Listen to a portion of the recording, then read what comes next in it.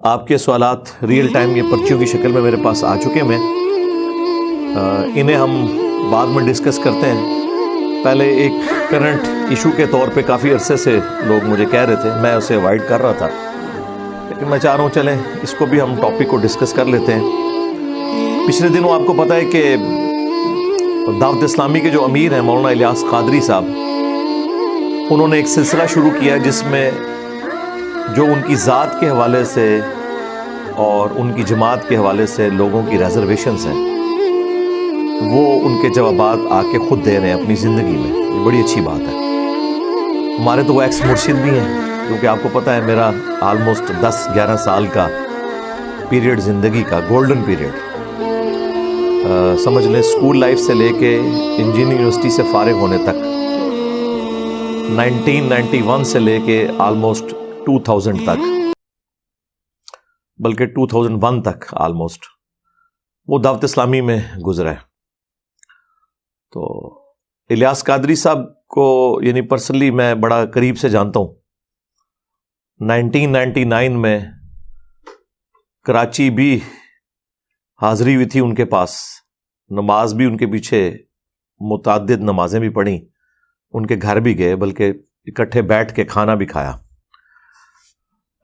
کچھ چیزیں میں نے اس وقت بھی آبزرو کی تھیں، لیکن ظاہر ہے کہ اس وقت تو انسان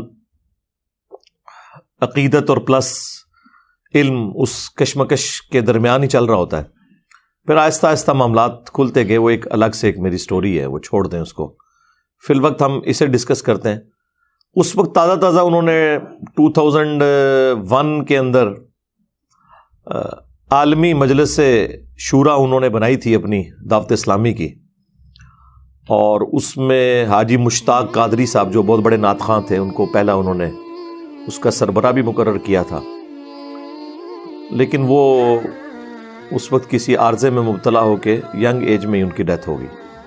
اللہ تعالیٰ ان کی مغفرت کرے، انہیں نیک کاموں کا اجر دے، برائیوں سے درگزر فرمائے. اور پھر اس کے بعد جو ہے وہ یہ حاجی عمران اتاری صاحب جو آج کل ہیں مجلس شورا کے امیر، یہ اسی وقت بن گئے تھے. اس دوران جو سب سے ان کی ایک کریٹیکل پرسنالٹی تھی نا، وہ حاجی ابراہیم قادری صاحب تھے. ان کے ساتھ بھی کافی کلوز ریلیشن شپ میرا رہا، کیونکہ وہ دعوت اسلامی کے 3 صوبوں کے نگران تھے. پنجاب کے میجر کام ادھر ہی تھا پنجاب میں، دوسرا کشمیر، اور تیسرا کے پی. اس وقت صوبہ سرحد اسے کہتے تھے، اب خیبر پختونخوا اسے کہتے ہیں. یہ کے پی کے لفظ غلط ہے، کے پی ہے. یہ جو بعد میں آپ کے بولتے ہیں وہ غلط ہے، کیونکہ وہ ایک ہی لفظ ہے. پختونخوا جو ہے وہ اکٹھا بولا جاتا ہے، تو اس لیے یہ لفظ ہے کے پی. تو یہ 3 صوبے جو ہے نا اکٹھے تھے. اور 1997 کے اندر بہت بڑا ایک اجتماع بھی ہوا تھا پشاور کے اندر دعوت اسلامی کا. ایک پبلک اسٹرینتھ انہوں نے اس وقت شو کی تھی. وہ بھی ساری حاجی ابراہیم قادری صاحب کی کوششیں تھیں. سٹیل مل میں وہ ملازم تھے اور بڑے ڈیڈیکیٹڈ، یعنی الیاس قادری صاحب کے شروع کے ساتھیوں میں سے تھے. اور اس وقت تو الیاس قادری صاحب فرمایا کرتے تھے کہ اگر مجھے اچانک کچھ ہو جائے، کیونکہ 1995 میں ایک مرڈر اٹیمپٹ ہوئی تھی جس میں بال بال بچے تھے، ان کے ساتھی 2-3 شہید بھی ہو گئے تھے اس میں لاہور کے اندر. چونکہ یہ پچھلی سیٹ پہ بیٹھے ہوئے تھے، وہ حملہ آور جو تھے انہیں بس اللہ تعالیٰ نے جب کسی کی زندگی رکھی بھی ہو تو انہیں دھوکہ لگ گیا، بہرحال یہ بچ گئے. اس کے بعد سے وہ یہ کہتے تھے کہ مجھے اگر اچانک موت آ جائے یا مجھے کوئی شہید کر دے، جو وہ کہتے ہیں، تو ابراہیم قادری کو تم نے اس جماعت کا امیر بنا دینا. اور بڑا اچھا ڈیسیژن تھا. حاجی ابراہیم قادری صاحب نہ ان کے نہ دور کے رشتہ دار نہ قریب کے رشتہ دار، صرف ڈیڈیکیشن، ان کی سپیکنگ پاور بہت زیادہ تھی. بلکہ دعوت اسلامی میں ویسا بیان آج تک میرے علم میں نہیں کوئی کر سکے جتنا سوز و گداز اور کمٹمنٹ ان کے اندر تھی. خیر، وہ آپ کو پتہ ہے جہاں پہ بڑے لیول کے لوگ انوالو ہوں وہاں پہ جیلسی فیکٹر بھی اسی اعتبار سے بڑا آ جاتا ہے. اور ظاہر ہے یہ وہ ساری چیزیں ہیں جن کے بارے میں میرے پاس فرسٹ ہینڈ نالج ہے، کیونکہ میں انوالو رہا ہوں ان ساری چیزوں میں. اور یہ میں آج پہلی دفعہ آن ایئر یہ چیز بیان کر رہا ہوں. دعوت اسلامی کی یہ جو 2 ٹکڑے ہو گئے تھے 2001 کے اندر آلموسٹ، تو اس کے پیچھے ریزن کیا تھی؟ تو اس میں حاجی ابراہیم قادری صاحب جب یہ مجلس شورا بنی اور اس طریقے سے عمارت کا بھی سلسلہ باقی چیزیں شروع ہوئی، تو اس میں ان کی ریزرویشن تھی. انہوں نے 20 صفحات کا ایک خط الیاس قادری صاحب کو دیا کہ یہ میری کوئی آپ کے بارے میں بھی ریزرویشن ہے، تو یہ میرے اور آپ کے درمیان ایک راز ہے، اسے پبلکلی آپ نے لیک نہیں کرنا. لیکن چونکہ اس میں ان کی ذات کے اوپر بھی اعتراضات تھے، اس کی وجہ سے وہ سمجھے کہ شاید یہ میری سیٹ پہ قبضہ کرنا چاہتا ہے.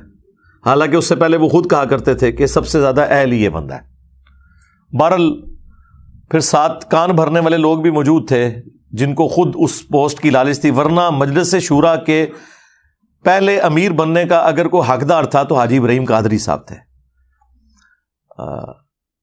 پھر بعد میں یہ آپس میں ان کی چیزیں شروع ہو گئیں اور اسی وجہ سے حاجی ابراہیم صاحب پھر ان سے الگ ہو گئے، اور اس کی وجہ سے کافی دعوت اسلامی کو جھٹکا لگا. اس دوران الیاس قادری صاحب کی جو فون کالز آتی تھی حاجی ابراہیم صاحب کے پاس، تو چونکہ ہم بھی ان کے کافی کلوز تھے، ہم تو سمجھتے تھے کہ ان کا موقف ٹھیک ہے، ہم پڑھے لکھے لوگ تھے، تو وہ فون کالز بھی یعنی ہم سنا کرتے تھے، تو ہمیں اسی وقت اندازہ ہو گیا تھا کہ یہ انٹرنل پالیٹکس کس طرح کی چل رہی ہے. بہرحال الٹیمیٹ اس کا نتیجہ یہ نکلا کہ حاجی ابراہیم قادری صاحب نے اپنی علیحدہ سے ایک جماعت بنا لی تبلیغ اسلامی کے نام سے. کچھ عرصہ ہم بھی اسے لے کے چلتے رہے. پھر اس دوران ہی میں چونکہ جاب پہ چلا گیا اسلام آباد، تو پھر اتنا انٹریکشن نہیں رہا، وہاں بھی کچھ عرصہ کام کیا. اور پھر میری آفس کی مصروفیات ہی اتنی زیادہ تھیں، صبح نکلتے تھے اور رات تاریخ بدلنے کے بعد ہی گھر واپس آتے تھے شروع کے کئی سال. تو آپ کو پتہ ہے ڈیفنس آرگنائزیشنز میں کام میں پھر نہ کوئی دن دیکھتا ہے نہ رات. وہ تو پھر اللہ کا کرنا ہوا. 2007 کے بعد میری لائف سٹوری شروع ہوتی ہے، سیکنڈ فیز، جو میں آلریڈی ریکارڈ کروا چکا ہوں. میں سنی شیعہ سے مسلم کیسے ہوا. اس کا مطلب یہ نہیں کہ میں سنی شیعہ کو کوئی کافر سمجھتا ہوں، مراد یہ کہ صرف مسلمان میں کیسے ہوا ان فرقوں سے نکل کے. وہ آپ میری لائف سٹوری دیکھ لیں. بہرحال آج بھی میں سمجھتا ہوں میری زندگی پہ جن لوگوں کے سب سے زیادہ اثرات ہیں نا، ٹاپ آف دا لسٹ جو 5 پرسنالٹیز ہیں، ان میں بھی پہلے نمبر پہ مولانا الیاس قادری صاحب ہیں. کیونکہ بڑی ینگ ایج میں ان کے ساتھ اٹیچمنٹ ہو گئی تھی جماعت کے ساتھ، اس کی وجہ سے ایک دین کی سوچ مل گئی، گناہوں سے بچنے کی سوچ مل گئی، اور یہ بڑا پازیٹیو فیکٹر ہے دعوت اسلامی کا. بہرحال اس وقت تو یہ سلسلہ تھا، انہوں نے مجلس شورا بنائی، عالمی مجلس شورا، امیر خود ہی تھے، لیکن اس شورا کے نگران الگ سے انہوں نے ایک اپوائنٹ کیے. لیکن ظاہر ہے کہ جب اتنا ڈومیننٹ بندہ ہو جس نے جماعت خود بنائی ہوئی ہو، تو شورا کس لیول تک اس سے اختلاف کر سکتی ہے. آپ پولیٹیکل جماعتوں میں بھی دیکھ لیں، آج تک پیپلز پارٹی بھٹو خاندان سے باہر نہیں نکل سکی. مسلم لیگ جب سے نواز شریف صاحب کے حوالے ہوئی ہے، تو اب آپ دیکھ لیں، اب پچھلے دنوں انہوں نے اپنی بیٹی کو ایک بڑی پوسٹ کے اوپر نامزد کر دیا، حالانکہ اس سے زیادہ کنٹریبیوشن ہے اور زیادہ ٹیلنٹڈ لوگ موجود ہیں مسلم لیگ کے اندر، لیکن ان کو اوپر نہیں وہ لے کے آئے. احسن اقبال صاحب ہوں یا خاقان عباسی صاحب ہوں، خواجہ آصف صاحب ہوں، یہ سارے لوگ. تو یعنی وہ ایک ملوکیت شروع ہو جاتی ہے. یہاں پہ بھی مطلب اس وقت تو ایکسپیکٹ کو نہیں کر رہا تھا. الیاس قادری صاحب کو یہ امید بھی نہیں تھی کہ میری زندگی میں میری اولاد کوئی جوان بھی ہوگی. ظاہر ہے کہ ان کا جو ابھی بڑا بیٹا ہے احمد رضا، میرا خیال بعد میں شاید عبید رضا نام رکھ دیا انہوں نے، جس کو اب انہوں نے امیر نامزد کیا ہے. یہ آلموسٹ میرے ہم عمر ہوں گے. تو یہ تو چھوٹی عمر کے تھے جب میری ان سے آخری دفعہ ملاقات ہوئی ہے. 2001 کی میرے خیال بات ہے، جب گجرات میں الیاس قادری صاحب آئے تھے. یعنی آج سے کوئی آلموسٹ 22 سال پہلے کی بات کر رہا ہوں. آج 8 جنوری 2023 ہے، تو میں بات کر رہا ہوں 2001 کی. تو اس وقت تو چھوٹی سی عمر، ٹین ایجرز میں ہی تھے یہ، سمجھ لیں آلموسٹ. اور جو اس سے چھوٹا بیٹا ہے وہ کافی شارپ ہے، لیکن وہ چونکہ دعوت اسلامی والوں میں جو شورا کے لوگ تھے انہیں اندازہ ہو گیا کہ یہ تو بچہ بڑا تیز ہے. بلال قادری جس کی وجہ سے الیاس قادری صاحب اپنے ساتھ لکھتے ہیں ابو البلال. وہ نعت خوان بھی بہت اچھا ہے. جو لوگ دعوت اسلامی کے اجتماعات اٹینڈ کرتے رہے نا تو انہیں یاد ہوگا کہ 1995 میں پہلا اجتماع تھا جو ملتان میں ہوا. اس سے پہلے کراچی میں اجتماع ہوا کرتا تھا کورنگی 2.5 نمبر میں. تو 1995 میں ملتان شفٹ ہو گیا یہ, تاکہ پنجاب کے لوگوں کے لیے بھی آسانی ہو جائے, اور ملتان سینٹر بنتا ہے آلموسٹ پورے ملک کا, آپ ساؤتھ اور نارتھ کے اعتبار سے دیکھیں. تو اس وقت اویس قادری صاحب بھی دعوت اسلامی میں تھے, تو یہ نعت پڑھا کرتے تھے, تو پیچھے ایک چھوٹے سے بچے کی بھی آواز آتی تھی نعت پڑھنے کی. کئی ایک پرانی کیسٹس کے اندر موجود ہے. وہ بلال قادری اس وقت چھوٹا ہی تھا ظاہر ہے. تو بعد میں خیر وہ بلال قادری صاحب چونکہ بڑے شارپ تھے, پھر ان سے کچھ ایشوز بھی مس ہینڈل ہوئے. آپ کو پتہ ہے جب سلمان تاثیر کو اسیسینیٹ کیا گیا تو وہ جو ممتاز قادری صاحب تھے ان کی جب قبر بنی اور وہاں سے ایک آمدن کا سلسلہ شروع ہو گیا. آپ کو پتہ ہے جہاں بھی کوئی اس طرح ہوتا ہے تو مزار بنتا ہے. تو اس پورے سینیریو میں الیاس قادری صاحب اس سسٹم کا حصہ نہیں بنے. میں الیاس قادری صاحب کو پرسنلی جانتا ہوں, اور الیاس قادری صاحب کی شخصیت جو ہے یہ پاکستانی قوم کے لیے فی الوقت نعمت ہے, کیونکہ یہ ہارڈ لائنر نہیں ہے. یعنی یہ پیسو ریزسٹنس کے قائل ہیں. کبھی انہوں نے آپ دیکھیں کوئی پبلک پروٹیسٹ نہیں کیا, کبھی کسی احتجاج کے اندر کسی پولیٹیکل ایشو کے اندر انوالو نہیں ہوئے. اسی وجہ سے ہماری ایجنسیز نے انہیں کئی سالوں سے جو ہے نا وہ امن کی نمبر 1 جماعت ڈکلیئر کر رہے ہیں پاکستان میں, دعوت اسلامی کو. اور جینوئنلی الیاس قادری صاحب پہ جب خود بھی مرڈر اٹیمپٹ ہوئی تھی اس کے بعد بھی انہوں نے کبھی کوئی احتجاج اس طرح نہیں کیا, کسی بھی ایشو میں انوالو نہیں ہوتے. یہ جتنی بھی تحریکیں چلتی ہیں سیاست کے نام پہ یا مذہب کے نام پہ وہ کسی میں حصہ نہیں لیتے. یہ ان کی ایک نیچر ہے. وہ ممتاز قادری صاحب جو ہیں وہ ان کے مرید تھے, تو پھر ظاہر ہے ان سے بھی سوال ہوا. انہوں نے کہا کہ میں تو اس چیز کو صحیح نہیں سمجھتا کہ کوئی قانون خود ہاتھ میں لے اس حوالے سے. تو ظاہر ہے یہ تو نہیں صحیح سمجھتے اس کو. پچھلے دنوں آپ کو پتا ہے ادے پور میں بھی ایک سانحہ ہوا انڈیا کے اندر, اس کے اوپر تو باقاعدہ پھر ان کی ویڈیو آ گئی کہ میری پوری زندگی گواہ ہے, میں نے کبھی ایسے معاملہ نہیں کیا. حالانکہ اس ویڈیو آنے سے پہلے میں ویڈیو ریکارڈ کروا چکا تھا کہ الیاس قادری صاحب اس طرح کے نہیں ہیں, مجھے پتا ہے. میں تو اس بات کی تعلیم دیتا آیا ہوں کہ اگر خدا نہ خواستہ مجھ پر بھی کوئی ظلم و زیادتی ہو تب بھی میرے مریدین اور دعوت اسلامی والے ہرگز تشدد و مزاحمت اور قانون کی خلاف ورزی کا راستہ اختیار نہ کریں.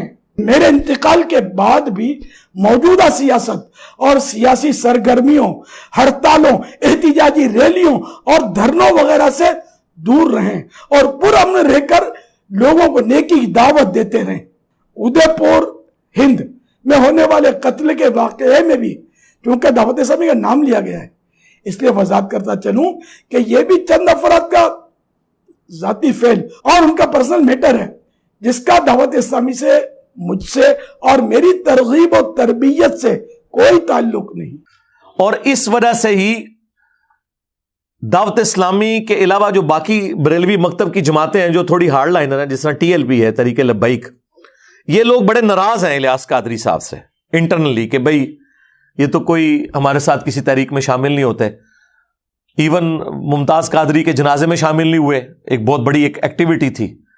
بہرحال اس کی ریمیڈی کرنے کے لیے حاجی بلال قادری جو چھوٹے بیٹے ہیں ان کے, اب تو خیر چھوٹے تو نہیں, وہ شادی شدہ ہیں وہ بھی, وہ جناب ننگے پاؤں ممتاز قادری صاحب کی قبر تک گئے. اور وہ خبر جب باہر نکلی ایجنسیز نے پھر اپروچ کیا دعوت اسلامی والوں کو کہ بھائی پاکستان کی سب سے بڑی عدلیہ ایک بندے کو پھانسی دے رہی ہے اور آپ اسے ہیرو بنا کے پیش کر رہے ہیں, دوسری طرف آپ امن کے دائیں ہیں, آپ کا کیا لینا دینا ہے. اب جو الیاس قادری صاحب کی جماعت میں ایسے لوگ تھے جو چاہتے تھے کہ بلال قادری جو بڑا شارپ ہے یہ اوپر نہ آئے, تو انہوں نے اس موقع کو غنیمت جانا, انہوں نے الیاس قادری صاحب کو ڈرانا شروع کر دیا کہ دعوت اسلامی پہ پابندی لگ جائے گی, آپ اس سے اعلان برات کر دیں. وہ اعلان برات کیا کیا, وہ اس کو انہوں نے جماعت سے ہی نکال دیا, اپنے سگے بیٹے کو. آپ اندازہ کریں. اچھا یہ میرے پاس ساری اندر کی رپورٹیں, ہمیں تو پتہ ہے آپ کو سارے اندر کے لوگ خبر دیتے ہیں, کچھ ہمیں خود بھی پتا ہوتی ہیں, پھر ہم کافی ذہین بھی ہیں, چیزوں کو سمجھ لیتے ہیں اور چیزیں جڑ جاتی ہیں ساری چینز. تو ان کو انہوں نے کھڈے لائن لگا دیا. بس وہ عید کے عید کبھی کو ملاقات ہو جاتی ہے. باقی دعوت اسلامی سے اب بلال قادری کا کوئی لینا دینا نہیں رہ گیا. یہ عبید رضا یا احمد رضا, یہ بیچارہ بالکل ہی سدھ ہے. ہاں, اس کے اندر یعنی شرافت تو بہت زیادہ ہے, لیکن وہ جو چلاکی ہوشیاری جو تھی الیاس قادری صاحب کی, اس کے امین جو ہے وہ بلال قادری صاحب ہیں, اور جو ان کی بالکل شرافت ہے اس کے امین یہ ہیں. یا تو یہ دونوں کٹھے رہتے, بل ان کو انہوں نے پتہ صاف کر دیا. بس اسی وقت پھر ان لوگوں نے موقع غنیمت جانا کہ اب یہ الیاس قادری صاحب ڈیفینسو موڈ میں گئے, ورنہ تو بڑی وہ پیر بھی ہیں ان کے, بڑا ان کو وہ عزت کی نگاہ سے دیکھتے ہیں, کوئی سوچ نہیں سکتا ان سے کوئی اختلاف رائے کر سکے. انہوں نے کہا لگ دے آتنا, ایک دو کام ایجنسیوں نے کہا کہ ہم خود ان سے کروا لیں. اب ظاہر ہے کہ وہ ڈائریکٹ تو سامنے نہیں آتے, ان کا طریقہ واردات ہے, وہ تو ہمیں پتہ ہے, ہمارے ساتھ بھی انہوں نے ہاتھ کرنے کی کوشش کی ہے, لیکن ہم ان کے قابو نہیں آئے. تو یعنی میں اشارتاً بات کر دیتا ہوں, ایک جرنیل جو کہ اب ریٹائرمنٹ لے چکا ہے وقت سے پہلے, آپ کو پتہ ہے, اس نے ایکس پرائم منسٹر کے ساتھ بھی گیم کی, ایکس آرمی چیف کے ساتھ بھی گیم کی, اس نے میرے ساتھ بھی گیم ڈالنے کی کوشش کی. لیکن آپ کو پتہ ہے کہ بنو امیہ کی چالیں جہاں ختم ہوتی ہیں وہاں سے ہماری عقل سٹارٹ ہوتی ہے. میں ہر معاملات کو دیکھتا ہوں, اس کے بعد ظاہر ہے میں نے اپنے اصولوں پہ کمپرومائز نہیں کرنا ہوتا, اس لیے میں ہتھے نہیں چڑھتا ہوں. جو بندے کمپرومائز کرتے ہیں نا, وہ پھر ہتھے چڑھ جاتے ہیں.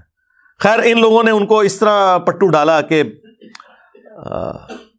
آپ کو پتہ ہے کہ عرب ملکوں میں دعوت اسلامی پہ پابندی ہے, کیونکہ وہ ہارڈ لائنر ہے بریلویوں کے اعتبار سے. سعودی عرب کے اندر یہ گرین پگڑی کے اوپر کو کسی کو دیکھ لیں تو وہ پکڑ کے وہاں پہ شرطیں جو ہیں بٹھا لیتے ہیں. ظاہر ہے وہ پاکستانی اہل حدیث ہیں, وہابی, تو وہ تو ان سے نفرت کرتے ہیں. اب یہ بڑا اچھا موقع تھا, بیچ میں بندے انوالو ہوئے. یعنی یہ باتیں میں آپ کو جو بتا رہا ہوں, جو ان اندر کے لوگ ہیں جن میں پاکستان لیول کے بریلویوں کے علماء اور مفتی بھی شامل ہیں, انہوں نے مجھے خود یہ باتیں بتائی ہیں, اور پھر کچھ قرائن بھی بتا رہے تھے کہ الیاس قادری صاحب کی منتیں لوگ مار بیٹھے کہ بھئی آپ پگڑی کے رنگ کو فکس کیوں کر رہے ہیں, نبی علیہ السلام سے تو مختلف کلرز کی پگڑیاں پہننا ثابت ہے. اور آپ کو پتہ ہے جب انہوں نے پگڑی چینج کی, سب سے پہلے میں نے مبارکباد دی تھی کہ چلیں اچھا ہوا. اس سے پہلے تو ہم لوگ کہتے تھے سفید پگڑی ہے کالی بند ہو, تو وہ تو اسے سفید پگڑی کو دیوبندیوں کی نشانی اور کالی پگڑی کو شیعہ کی نشانی سمجھتے تھے, حالانکہ اس میں تو بخاری مسلم میں احادیث ہیں. میں نے الگ سے اس پہ کئی ویڈیوز ریکارڈ کروا چکا ہوں. بہرحال وہ موقع غنیمت جانتے ہوئے انہوں نے جناب کام یہ ڈالا کہ پھر انٹرنیشنل ایجنسیز انوالو ہو گئی. انہوں نے کہا کہ اچھا پاکستان میں بڑی انفلوئنشل جماعت ہے یہ, اور بریلوی مکتب سب سے بڑا مکتب ہے پاکستان کا, اور نان وائلنٹ بھی ہے, تو ہم نے وہابیوں پہ اتنا پیسہ لگایا, اس کے باوجود یہاں ہمیں کوئی آؤٹ پٹ نہیں ملی. وہ آؤٹ پٹ کیا چاہتے تھے کہ ملوکیت کو پروموٹ کیا جائے, یزید کو رحمت اللہ علیہ کہا جائے اور حسین کو نیچے کیا جائے. اس میں نہ ان کی کوئی یزید سے ہمدردی ہوتی ہے, نہ یزید کے باپ کے ساتھ کوئی ہمدردی ہوتی ہے, اور نہ کوئی حسین سے بغض ہوتا ہے, نہ حسین کے باپ کے ساتھ بغض ہوتا ہے. اصل میں وہ اپنی لائن سیدھی کر رہے ہوتے ہیں کہ اگر یزید کی ملوکیت جسٹیفائی ہوتی ہے تو عرب ملکوں میں تو آپ کو پتہ ہے نہ ڈیموکریسی ہے نہ خلافت ہے, وہ تو ملوکیت خاندانی ایک ڈائنسٹی لے کے چل رہے ہیں. تو انہوں نے کہا چلو بریلویوں پہ پیسہ لگاتے ہیں. لیکن یہ باتیں اب الیاس قادری صاحب کو تو نہیں پتا, وہ تو نیچے کے لوگ استعمال ہو رہے ہوتے ہیں.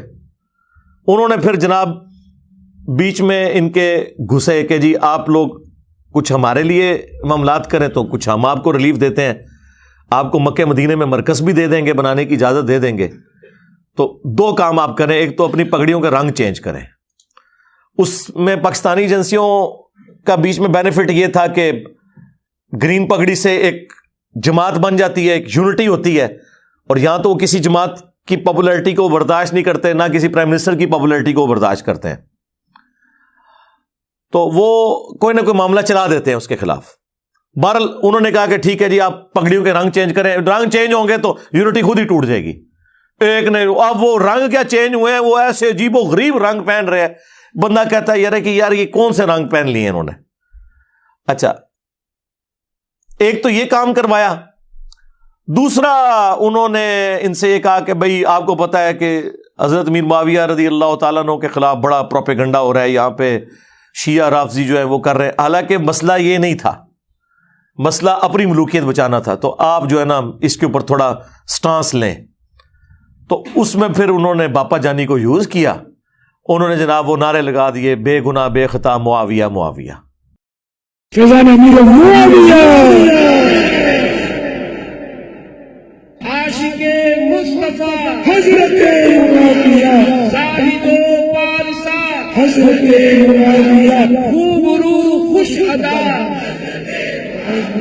خوش نما خوش لقا حضرت معاویہ مخلص و باوفا حضرت معاویہ بے گناہ بے خطا حضرت معاویہ بے گناہ بے خطا حضرت معاویہ بے گناہ بے خطا حضرت حضرت اتوار کو بڑی رات ہے 22ویں شب. اتوار کو جلوس بیعت معاویہ نکلے گا اور انشاءاللہ مدنی مذاکرہ ہوگا اور لنگر معاویہ بھی کھائیں گے انشاءاللہ. فیضان امیر معاویہ. ٹھیک ہے, اندازہ کریں عمار ابن یاسر جنہیں اتنے ظالمانہ طریقے سے جنگ صفین میں قتل کیا گیا, ان کے لیے کسی بریلوی نے نعرہ نہیں لگایا بے گناہ بے خطا عمار ابن یاسر, اور ان کے قاتلین کو بڑھا چڑھا کے پیش کیا.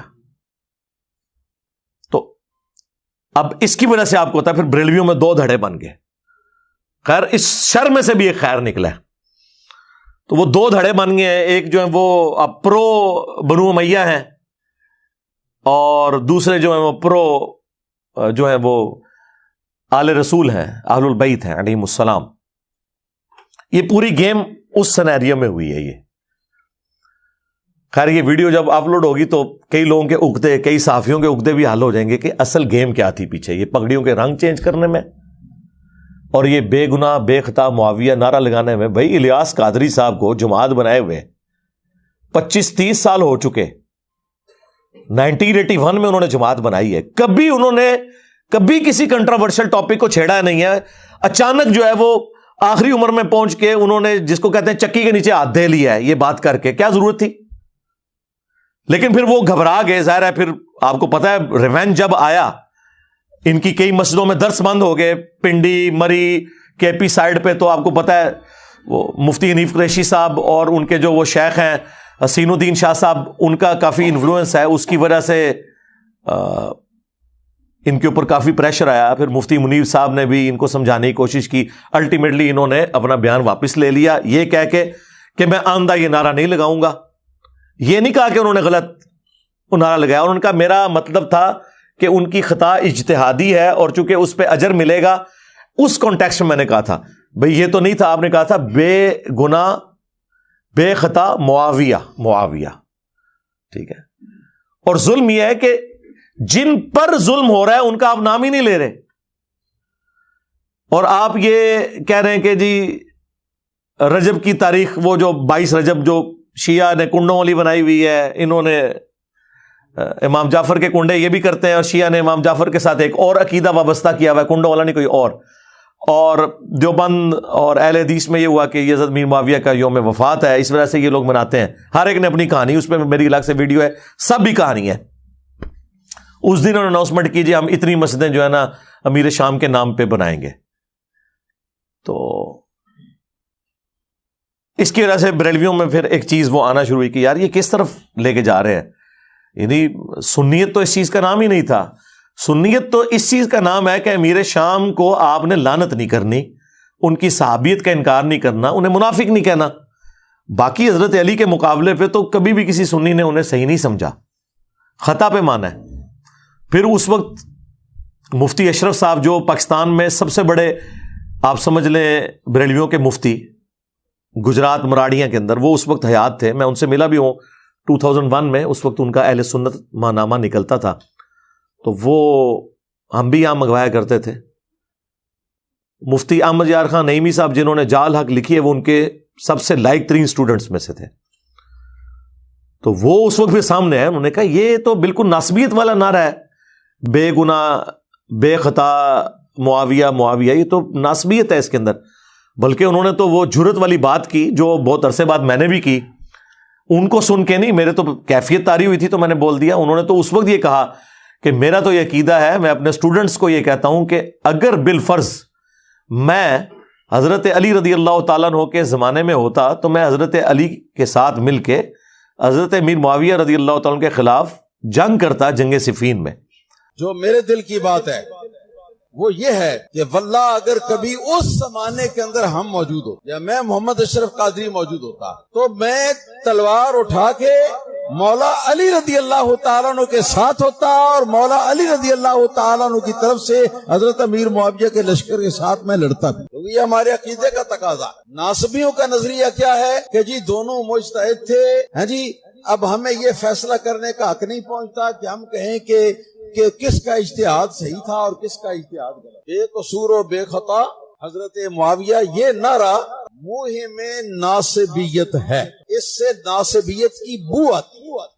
تو یہ ان کا اچھا یہ سلوگن ان کا اتنا پرانا ہے لیکن کوئی دنیا میں ہلچل نہیں مچی, لیکن جب میں نے بولا ہے نا پھر ہلچل مچی ہے. تو اب آپ کو پتا چل گیا کہ کس کے بولنے سے فرق پڑتا ہے. لوگ کہتے ہیں جی وہ ڈاکٹر اسرار صاحب اتنا کچھ کیا کرتے تھے, انہیں تو کسی نے کچھ نہیں کہا. آپ کو کیوں کہتے ہیں بھائی ڈاکٹر اسرار صاحب کی وجہ سے ہلچل نہیں مچتی تھی نا. ہم تو جو بات کر دیں ہلچل مچ جاتی ہے. ظاہر ہے کہ آڈینس ہے, لوگ سنتے ہیں اور لوگوں کو پتا ہے کہ بھئی اس کی روٹی روزی دین کے ساتھ نہیں جڑی ہوئی. 1 روپیہ یہ چندہ لینے کا کسی کا روادار نہیں ہے, کوئی اس کا مدرسہ نہیں, کوئی فرقہ نہیں, کوئی جماعت نہیں, یہ سارے فرقوں کے پیچھے نمازیں پڑھتا ہے, چندے انہیں دیتا ہے, یہ اس سسٹم کا بینیفیشری نہیں ہے. تو یہ بات جب کر رہا ہے تو صحیح بات ہوگی, تو اس کا اثر ہوتا ہے. وہ تو پھر جب وہ انہوں نے یہ بات کی تو پھر الیاس قادری صاحب بیک فٹ پہ گئے اور انہوں نے اپنے وہ معاملات جو ہے نا وہ سیدھے کر لیے. بہرحال بخاری اور مسلم میں بالکل واضح حدیث موجود ہے, حدیث متواتر ہے. اس حدیث کے دفاع پہ محدثین نے کتابیں لکھی ہیں. چند احادیث ہیں جو متواتر ہیں, جو کثرت سے صحابہ سے روایت ہیں. یہ ایٹ لیسٹ 2 درجن صحابہ سے یہ حدیث روایت ہے بخاری اور مسلم کی کہ غزوہ خندق کا موقع تھا یا مسجد نبوی کی تعمیر کا موقع تھا, اور اس کے لیے خندق کھودی جا رہی تھی, کیونکہ مسجد کی تعمیر کے لیے پہلے بیسمنٹ نکالنے کے لیے آپ کو خندق بھی نکالنی پڑتی ہے نا. تو باقی اصحاب جو ہیں وہ 1 پتھر اٹھا کے لا رہے تھے. حضرت عمار بن یاسر نے 2 پتھر اٹھائے ہوئے تھے اور 50+ ایج تھی, اور یہ پتھر آپ اپنے والے نہ سمجھیں, وہ بڑے والے پہاڑی پتھر. تو نبی علیہ السلام کو بڑا پیار آیا, آپ نے اپنے مبارک ہاتھوں سے ان کے سر اور داڑھی کے جو بال تھے ان پہ مٹی گرد صاف کی اور کہا وَيْحَ عَمَّارَ,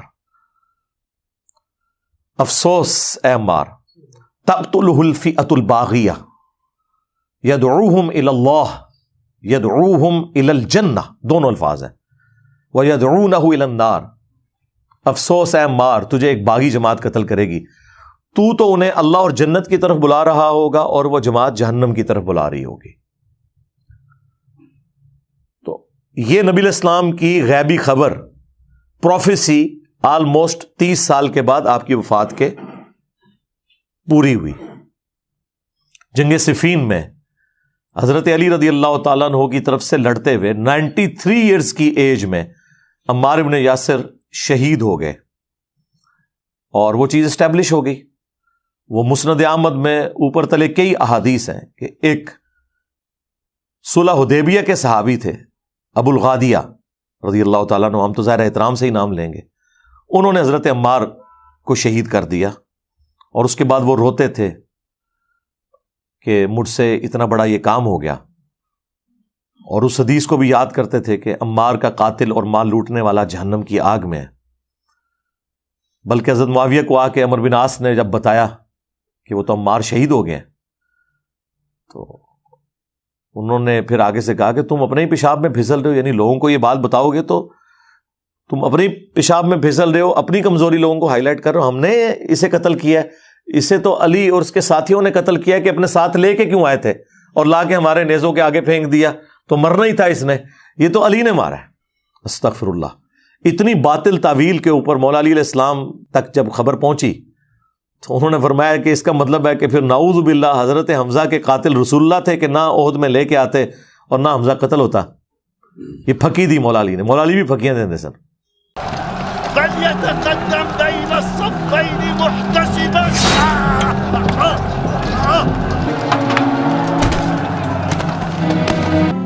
أيها الأمير، قتلنا عمار بن ياسر الذي يقول فيه رسول الله صلى الله عليه وسلم تقتله الفئة الباغية. ما بك يا أبا عبد الله؟ أنحن قتلناه؟ لقد قتله من جاء به. لقد قتله من جاء به. لقد قتله من جاء به.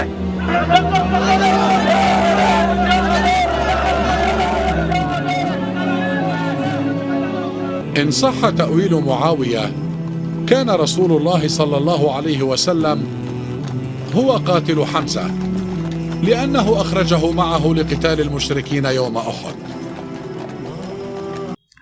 اچھا، اس سے یہ بھی پتہ چلی کہ پھکی کے طور پہ کوئی بات کرتے ہوئے رسول اللہ کی بھی مثال دے دے تو گستاخی نہیں ہے، ورنہ آپ یہ بات کریں نا کہ بھئی کیا رسول اللہ قاتل تھے، اب یہ سمجھانے کے لیے آپ کر رہے ہیں تو سننے والے پتہ کہتے ہیں دیکھو جی اس نے کہہ دیا حضرت حمزہ کو حضور نے مروایا.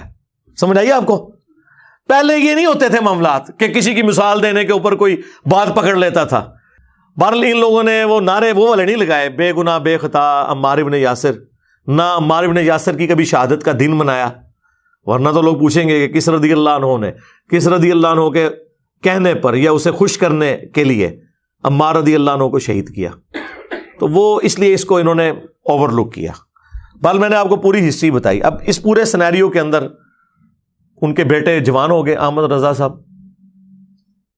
تو ہر بندے کی خواہش ہوتی ہے کہ اس کا اپنا بیٹا ہی آگے آئے، اور میں سمجھتا ہوں اس معاملے میں الیاس قادری صاحب معذور ہے. صرف الیاس قادری صاحب کو کرٹیسائز کرنا بریلویوں کی طرف سے یا دیوبند کی طرف سے یہ بالکل غلط ہے، یا اہل حدیث کی طرف سے. اس کی وجہ یہ کہ آپ سب کے جو بڑے تھے وہ یہی کچھ کرتے تھے. وہ بخاری میں موجود ہے. پھر حضرت معاویہ نے ڈیوٹی لگائی کہ ٹھیک ہے پھر یزید کے لیے بیعت لینی شروع کرو میری زندگی میں ہی، اور وہ بیعت لینا شروع کر دی. مروان نے مدینے کے ممبر پہ چڑھ کے مسجد نبوی کے اندر خطبہ دیا باقاعدہ، اور حافظ ابن کثیر نے سورۃ الاحقاف پارہ نمبر 26 کی آیت نمبر 17 کے کانٹیکسٹ میں یہ بخاری کی حدیث 4827 اور اس کے سارے طرق ایک جگہ جمع کیے ہیں باقی کتابوں سے. امام بخاری نے تو مختصر وہ روایت نقل کی، بس اتنے الفاظ نقل کیے کہ مروان نے کہا کہ اللہ تعالیٰ نے امیر المومنین کو یہ بات سجائی ہے امت کے وسیع تر مفاد میں، وہی میرے عزیز ہم وطنوں، وہی شاید شروع تو ہی چل رہی ہے میرے عزیز ہم وطنوں. تو وہ چاہتے ہیں کہ اپنے بعد اپنے بیٹے کو نامزد کر دیں، جیسا کہ حضرت ابو بکر نے بھی تو عمر کو نامزد کیا تھا. اندازہ کرو بھی عمر کو بیٹا تھا حضرت ابو بکر کا، اور دوسرا وہ صحابہ کا مشورہ تھا، اور وہ وہاں تو حضرت ابو بکر کے اپنے بیٹے عبد الرحمن بن ابی بکر موجود تھے، ان کو نہیں منایا. تو عبد الرحمن بن ابی بکر کھڑے ہو گئے، انہوں نے کہا سیدھا کہہ تیرا امیر المومنین کیسر و کسرا کے طریقے پہ چل رہا ہے، ابو بکر و عمر کے طریقے پہ نہیں. اب اتنی موٹی بات کون سن سکتا ہے؟ انہوں نے کہا پڑھو انہوں نیب دے والے کرو، ہاں نہ معلوم ڈالے اسے اٹھا لیں. تو وہ اس وقت پھر حضرت عائشہ کے حجرے میں چلے گئے جو ایڈجسٹنٹ تھا مسجد نبوی کے ساتھ. اب ظاہر حضرت عائشہ کا تو ایک احترام تھا، وہاں تو کوئی نہیں تھا داخل ہو سکتا. تو مروان نے باہر سے ہی کہا کہ اے ابو بکر کے بیٹے تیرے بارے میں تو قرآن کی آیت نازل ہوئی ہے کہ یہ اپنے ماں باپ کو کہتا ہے کہ جو تم کہتے ہو مجھے مرنے کے بعد دوبارہ زندہ کیا جائے گا یہ اگلے لوگوں کی کہانی ہے. ابو بکر کے بیٹے یہ تو تھا جو اپنے ماں باپ کے ساتھ لڑا کرتا تھا، تو تھا اس وقت وہ کافر، نعوذ باللہ. یعنی وہ کسی کے بارے میں آئی تھی پکڑ کے عبد الرحمن بن ابی بکر پہ، اور عبد الرحمن بن ابی بکر وہ حضرت عائشہ کے بھائی ہیں جس میں ماں بھی کامن ہے باپ بھی کامن ہے. باقی جتنے آپ کے جو بھائی ہیں محمد بن ابی بکر اس میں والدہ ڈفرنٹ ہے، یہاں پہ ماں بھی وہی ہیں. یہ سگے بھائی جو ہمارے سب کانٹیننٹ میں سگا، ویسے اسلام میں تو باپ ایک ہو تو سگا ہی ہوتا ہے. تو حضرت عائشہ کو غصہ آیا، انہوں نے پردے میں ہی اندر کہا اس کو خاموش ہو جا، آل ابی بکر کے بارے میں کوئی ایسی آیت نازل نہیں ہوئی سوائے جو میری برات کے لیے سورہ نور کی آیات نازل ہوئی تھی. البتہ تیرے بارے میں رسول اللہ نے فرمایا تھا کہ حکم پہ لعنت اور اس کی اولاد پہ لعنت، اور تو اس وقت جو ہے نا وہ اپنے باپ کی پشت میں تھا جب رسول اللہ نے تیرے اوپر لعنت کی ہوئی ہے، تیرے بارے میں لعنت فرمائی ہے. اب یہ ساری باتیں موجود ہیں. تو میں آپ کو بتا رہا ہوں کہ یہ بنو امیہ کی جائز روحانی اولادیں ہیں. یہ تصوف کا سسٹم یہ اپنے بیٹوں کو بناتے ہیں، پولیٹیکل جماعتیں اپنے ان کو سکسیسر بناتے ہیں، یہ سارے اسی طریقے سے سکسیسر بناتے ہیں. तबलीगी जमात 1926 में बनी है ना, इलियास कांदलवी साहब की जमात। तो जरा देवबंदियों से पूछें जो तुम इतराज कर रहे हो, तुम बताओ कि तुम्हारे जो बड़े ने जो जमात बनाई थी, जब वो मरा था तो तबलीगी जमात का दूसरा अमीर कौन बना था? बाहर से था, यूसुफ कांदली उनका अपना बेटा बना। और फिर उसके बारे में इतना गुरूफ किया कि जी लोगों ने कशफ के जरिए देखा। ये आज तक तबलीगी जमात की जमातों में कारगुजारियां सुनाई जाती हैं कि जी अगर इस उम्मत में कोई नबी होता ना तो मौलाना यूसुफ कांदलवी साहब होते। हाँ, उनसे अल्लाह ने नबियों वाला काम लिया है, ठीक है। उसके बाद भी आज तक कभी उनकी खानदान से बाहर नहीं गई इमारत तबलीगी जमात की। 1995 में इनके आखिरी अमीर बहुत हुए मौलाना इनामुल हसन साहब, वो भी उसी खानदान के हिस्से थे। ये शेख ज़करिया कांदलवी, यूसुफ कांदलवी और इलियास कांदलवी, ये सब के सब एक खानदान से थे। और देखें जैसे ही वो फौत हुए ना, उसके बाद तबलीगी जमात को कोई अमीर नहीं मिला, फिर शूरा बन गई इनकी, क्योंकि वो फिर अब साद कांदलवी साहब ने आपको पता जमात अदा कर ली 2015 के अंदर। क्यों? वो उनकी औलाद में से, उन्होंने कहा कि मैं अमीर बनूंगा, क्योंकि शूरा के जो बड़े अमीर जब उनमें से फौत हो गए तो उन्होंने कहा मेरा राइट है कि मैं बनूं। उसकी वजह से फिर जमात लादा हो गई। अब इंडिया जहां से तबलीगी जमात शुरू हुई थी, निजामुद्दीन दिल्ली, उसका जो मरकज है वहां पे साद कांदलवी साहब है। इंडिया में उनकी जमात है। पाकिस्तान और बांग्लादेश में रायविंड का जोर है। मुख्तलिफ मराकिज इन्होंने अब बांट लिए हैं आपस में, और डंडों के साथ, मुक्कों के साथ, ठुड्डों के साथ लड़ाइयां होती हैं। जिस तरह बरेलवी बिस्तरे उठा के तबलीगी जमात के बाहर फेंकते थे, एक तबलीगी जमात दूसरी तबलीगी जमात के अब बिस्तरे उठा के बाहर फेंकती है। बहरहाल एक काम साद कांदलवी ने अच्छा किया, उन्होंने फज़ाइल माल पे पाबंदी लगा दी है। हालांकि उनके अपने बड़े ने लिखी भी थी। उन्होंने कहा यार ये तो कहानी है, तो उसकी बजाय उन्होंने कहा आप मुंतखब निसाब जो अहादीस का इसका दर्स शुरू किया जाए। मेरे ख्याल में तो इससे आगे जाना चाहिए, कुरान का दर्स होना चाहिए। वऊहिया इलैया हाज़ल कुरआन लिउंज़िरकुम बिहि वमन बलग।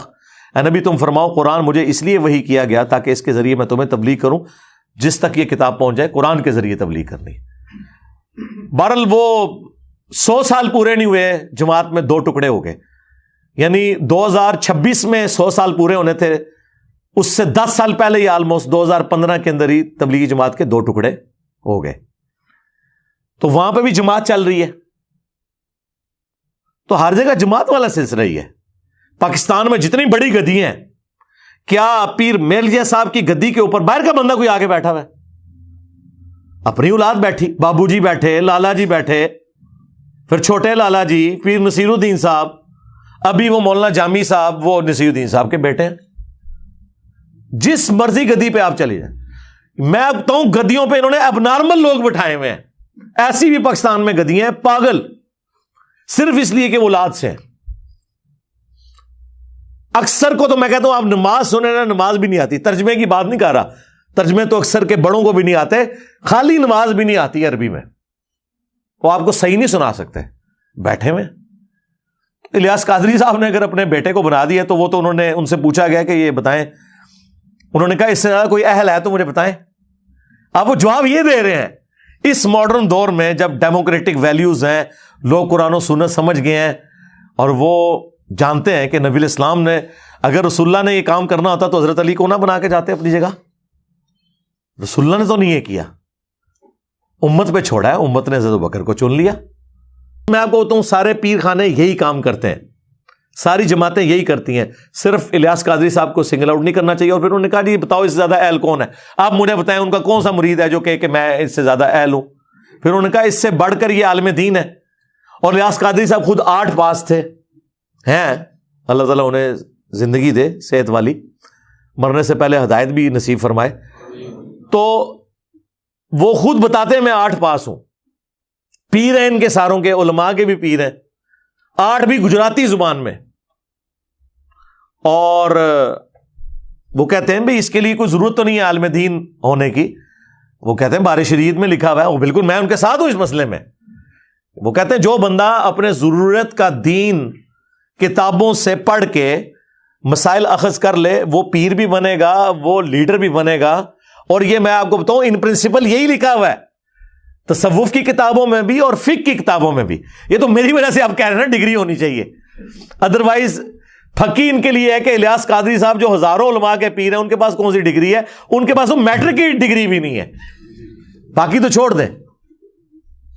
وہ خود کہتے ہیں, اس لیے جب دقیق مسائل آتے ہیں نا تو وہ رک کے پھر اپنے جو علماء وہاں بیٹھے ہیں ان سے پوچھتے ہیں, اور لوگ یہ ان کا ویک پوائنٹ بتا رہے ہوتے ہیں, یہ ان کا پلس پوائنٹ ہے کہ اگر ایک بندے کو مسئلہ نہیں پتا تو اپنے ساتھیوں سے وہ پوچھ سکتا ہے کہ ہاں جی آپ بتائیں, آپ عالم دین ہیں, یہ ان کا پازیٹو پوائنٹ ہے.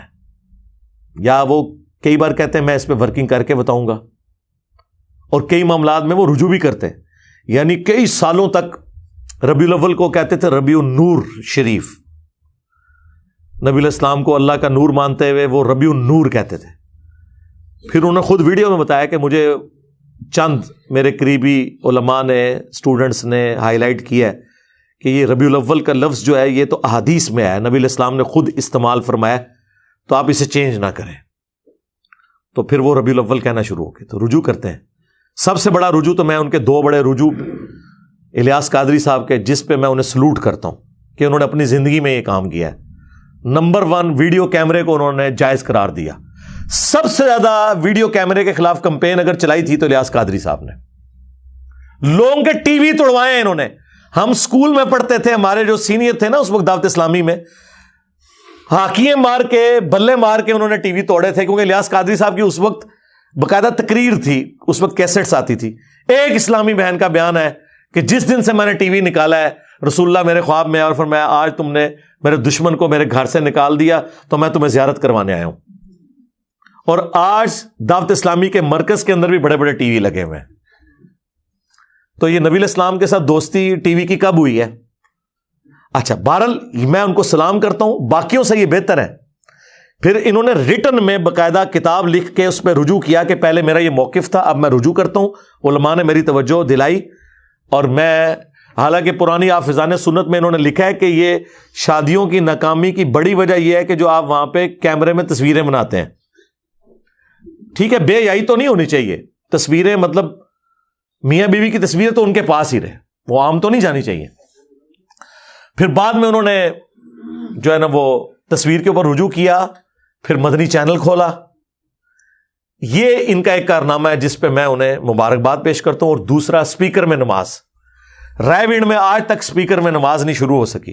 وہاں پہ ظہر اثر کی نماز ہو یا مغرب عشاء کی کوئی فرق نہیں ہے, نہ قرات کی آواز اس میں ہوتی ہے, وہ ربوں سرن ہے. اے جناب حضرات نے سرن بنا دیتی ہے, سوائے جو قریب کے لوگ ہیں. 1-1.5 لاکھ کا مجمع ہے اسپیکر. اچھا, تقریر اسپیکر میں, دعا اسپیکر میں, اعلان اسپیکر میں, نماز اور اذان جو ہے وہ بغیر اسپیکر کے. یہ کون سا دین ہے؟ الیاس قادری صاحب نے 2001 میں جرت کی. انہوں نے حالانکہ اس وقت ان پہ بڑا اعتراض ہوا کہ آپ تو اعلیٰ حضرت کے ماننے والے ہیں. اعلیٰ حضرت احمد بریلوی صاحب کا تو فتویٰ تھا تصویر کے خلاف بھی اور اسپیکر کے خلاف بھی, وہ مرتے دم تک اس فتوے پہ قائم رہے ہیں. اور الیاس قادری صاحب تو اپنے آپ کو روحانی جانشین ان کا کہتے ہیں, اور انہوں نے اس معاملے میں اختلاف کر دیا ان سے. تو انہوں نے کہا بہرحال جو بھی ہے یہ, حالانکہ 20 سال تک 1981 سے 2001 تک دعوت اسلامی کے جتنے اجتماعات ہوئے ہیں نا, کسی میں اسپیکر میں نماز نہیں ہوتی تھی, مکبرین کا سلسلہ ہوتا تھا. پھر انہوں نے شروع کیا کہ ٹھیک ہے یار, اسپیکر کو ہم جب نعت پڑھتے ہیں سب کچھ. یہ میں سمجھتا ہوں 2 ان کے پازیٹیو کام ہیں جو انہوں نے کیے ہیں, اور پھر پریکٹیکلی اسے امپلیمنٹ کیا ہے. اب حالت یہ ہے کہ کیمرے سے ہٹتے ہی نہیں ہے وہ. ایون وہ نماز پڑھ رہے ہوں تو لوگوں نے سامنے کیمرہ رکھا ہوتا ہے. اتنا بھی غلوف نہیں ہونا چاہیے, بعض جگہ پھر غلوف کر جاتے ہیں. اور دوسری طرف یہ جو انہوں نے اناؤنسمنٹ کی کہ میری جماعت میرے مرنے کے بعد بھی کسی احتجاج, کسی دھرنے, کسی آرمڈ کنفلکٹ میں انوالو نہیں ہوگی, ہم صرف دعوت کا کام کریں گے. یہ اپنی زندگی میں انہوں نے ویڈیو ریکارڈ کروا کے بڑا احسان کیا ہے. ورنہ اتنی بڑی جماعت بنی بنائی اگر کسی نان اسٹیٹ ایکٹر کے ہتھے چڑھ جائے, کوئی امیر ایسا آ جائے تو وہ پاکستان میں دنگا فساد شروع کروا سکتا ہے. اس لحاظ سے الیاس قادری صاحب بڑی نعمت ہے کہ انہوں نے اپنی جماعت کا قبلہ اپنی زندگی میں درست کر دیا. باقی جو ہمارا عقیدے کا اختلاف ہے ان سے, وہ اپنی جگہ ہے, لیکن جو پازیٹیو چیزیں ہیں نا وہ اپنی جگہ. لیکن اس میں پھر انہوں نے غلوب بھی کیا, انہوں نے کہا کہ بالفرض اگر مجھے کوئی شہید بھی کر دے تو میں نے اسے معاف کر دیا. نہیں سرکار، یہ آپ قرآن و سنت کے خلاف بات کر رہے ہیں۔ جو اسلام میں معافی کی روش اختیار کرنے کا کہا گیا نا، وہ عام معاملات میں، قتل کے اوپر معافی نہیں ہے۔ قتل کے بارے میں قرآن میں کیٹاگوریکل حکم آیا ہے، وَلَكُمْ فِي الْقِصَاصِ حَيَاةٌ يَا أُولِي الْأَلْبَابِ۔ قتل کے بدلے قتل کرنے میں انسانیت کی زندگی چھپی ہوئی ہے اے عقل مندو، تاکہ تم بچ جاؤ، ڈر سکو۔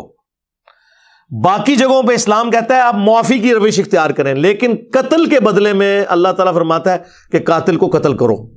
ویسے سورہ نساء میں ایز اے لاسٹ ریزارٹ اجازت دی گئی ہے کہ آپ دیت لے سکتے ہو، معاف بھی کر سکتے ہو، وہ ایز اے لاسٹ ریزارٹ ہے، کہیں کوئی بہت کریٹیکل سچویشن ایسی بن گئی ہے۔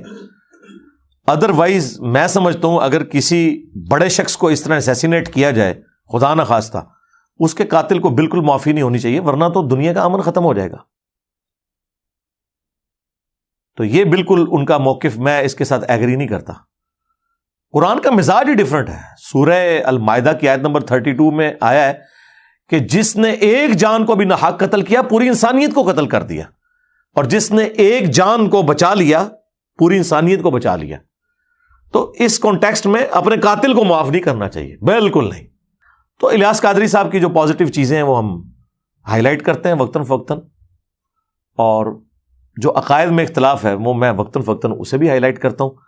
بہرحال یہ چونکہ ایک میرے پاس ایک سمجھ لیں علمی راز تھا ایک جماعت کے حوالے سے، میں نے وہ کھول کے پبلکلی بیان کر دیا کہ کس طریقے سے یہ نشیب و فراز سے ہوتے ہوئے جماعت اس لیول کے اوپر پہنچی ہے، اور اس اعتبار سے پاکستان کے لیے، پوری دنیا کے مسلمانوں کے لیے تبلیغی جماعت ہو یا دعوت اسلامی بڑی نعمت ہے کہ انہوں نے وہ کام کیا جو علماء کو کرنا چاہیے تھا، لیکن علماء سے اللہ نے توفیق اٹھا لی۔ یہ عام لوگ ہیں جو اپنے خرچے کے اوپر اپنی جیب سے پیسہ لگا کے اللہ کی راہ میں نکلتے ہیں اور لوگوں کو دین کے ساتھ جوڑتے ہیں۔ باقی جو عقیدے کا اختلاف وہ اپنی جگہ، لیکن یہ بھی بہت بڑی ایک نرسری تو اویلیبل ہے۔ ہمارے اپنے کئی اسٹوڈنٹس ہیں جو پہلے دعوت اسلامی میں تھے، میں خود دعوت اسلامی میں تھا، اس وقت بھی ہم الیاس قادری صاحب سے سنتے تھے کہ قرآن کے بعد سب سے افضل کتاب صحیح بخاری ہے، لیکن یہ تو ہمیں بعد میں پتہ چلا کہ یہ بات تو درست ہے، لیکن صحیح بخاری اور مسلم میں جو نماز کا طریقہ لکھا ہے، ہمارے پیر صاحب خود اس طریقے پہ نماز نہیں پڑھتے، حالانکہ ان کے جو بڑے پیر ہیں وہ پڑھتے تھے۔ کون؟ شیخ عبد القادر جیلانی۔ کہتے نہیں وہ حنبلی تھے۔ سرکار اگر آپ کے وہ حضرت صاحب حنبلی تھے تو آپ کیوں حنفی ہیں؟ آپ کے پیر کی زیادہ تحقیق ہے یا آپ کی؟ اگر آپ سمجھتے ہیں کہ فقہ حنفی بہتر ہے تو اس کا مطلب ہے کہ آپ کی عقل عبد القادر جیلانی سے زیادہ ہے، اور اگر آپ سمجھتے ہیں کہ عبد القادر جیلانی جو ہے وہ پیرانے پیر ہیں، ان کی عقل زیادہ ہے، تو پھر آپ کو بھی حنبلی ہو جانا چاہیے۔ ویسے تو یہ ہے ہی کہانی ہے، انہوں نے کہیں نہیں لکھا میں حنبلی ہوں، وہ قرآن و سنت کے ماننے والے۔ انہوں نے تو غنیۃ الطالبین میں جو جنتی فرقہ ہے وہ تو لکھا ہے اہل حدیث ہے، انہوں نے کہا اہل سنت ہے ہی اہل حدیث ہے، کر لو گل۔ اچھا جب یہ آپ بتائیں نا، وہ کہتے ہیں نہیں وہ وہابیاں نہیں انہوں نے کیا، وہ اہل حدیث اسی ہیں۔ تو دنیا میں کون سا بریلوی ہے جو اپنی مسجد میں اہل حدیث لکھتا ہے؟ کوئی نہیں۔ دوسری طرف اہل حدیث کا کیا حال ہے جب ہم ان کو بتاتے ہیں کہ مسلم کے مقدمے میں امام مسلم نے لکھا ہے کہ اہل سنت کی حدیثیں لی جائیں گی، تو آپ اپنے آپ کو سنی کیوں نہیں کہتے؟ وہ کہتے ہیں نہیں سنی ہے ہی ہم ہے، یہ بریلوی دیوبندی تو حنفی ہیں، ہم اصل سنی ہیں۔ ہم کہتے ہیں دنیا میں کون سی اہل حدیث کی مسجد ہے جس میں اہل سنت والجماعت لکھا ہو؟ الٹا آپ تو کہتے ہیں آج تو ہوگی وابی وابی۔ وابی ٹائٹل سے چڑھتے بھی تھے اور خود نعرہ بھی لگاتے ہیں، وہ اپنی اپنی نشانیاں صاحب نے بنائی ہوئی ہیں۔ ٹھیک ہے، اس لیے ہم عرض کرتے ہیں کہ مرنے سے پہلے اے مسلمان کر لے اس پہ غور، کتابوں کا خدا اور ہے، بابوں کا خدا اور۔ بابے بھی اسی خدا کو مانتے ہیں، بلکہ ہندو، کرسچنز، جیو سب اسی خدا کو مانتے ہیں، لیکن ان کوالٹیز کے ساتھ مانے جو کتابوں میں ہے، جو اس شخص کے اوپر نازل ہوئی ہیں چیزیں، جس کی قبر مدینے میں ہے۔ صلو علی محمد وآل محمد، اللہم صلی علی محمد وعلی آل محمد واصحاب محمد وازواج محمد وامت محمد اجمعین الی یوم الدین، آمین۔